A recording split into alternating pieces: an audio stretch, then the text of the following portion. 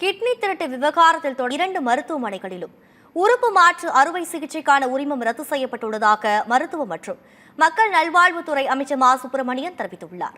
சென்னை அரசு ஓமந்தூரார் மருத்துவமனை மற்றும் மருத்துவக் கல்லூரியில் மருத்துவ மற்றும் மக்கள் நல்வாழ்வுத்துறை அமைச்சர் மா சுப்பிரமணியன் புதிய ஆம்புலன்ஸ் வாகன சேவையை துவக்கி வைத்தார்.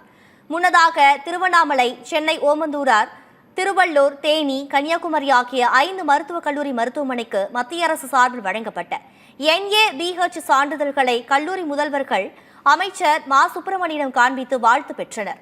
நிகழ்ச்சிக்கு பின்னர் செய்தியாளர்களை சந்தித்த அமைச்சர் மா சுப்பிரமணியன் கிட்னி விவகாரம் குறித்து பேசினார். உறுப்பு திருட்டு புகார் தொடர்பாக 2 மருத்துவமனைகளில் உறுப்பு மாற்று அறுவை சிகிச்சை செய்ய உரிமம் ரத்து செய்யப்பட்டுள்ளதாக குறிப்பிட்டார். உறுப்பு மாற்று அறுவை சிகிச்சைக்கு அனுமதி வழங்கிய அரசு அதிகாரிகள் மீதும் துறை ரீதியான நடவடிக்கை மேற்கொள்ளப்பட்டுள்ளது என்றும் தெரிவித்தார்.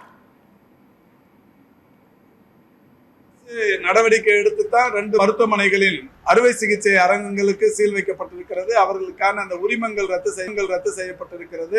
இது மட்டும் இல்ல, இதுக்கு அனுமதி தந்த அரசு மருத்துவ அதிகாரிகள் மீதும் இப்ப துறை ரீதியான நடவடிக்கை எடுக்கப்பட்டிருக்கிறது. அதுல இடைத்தரகர்கள் யாரோ அந்த இடைத்தரகர்கள் பற்றி காவல்துறையில் புகார் தந்திருக்கிறோம். அவர்கள் மீது சட்டப்பூர்வமான நடவடிக்கை எடுப்பதற்கு அதற்கான பணிகளை காவல்துறையினரும் செய்து கொண்டிருக்கிறார்.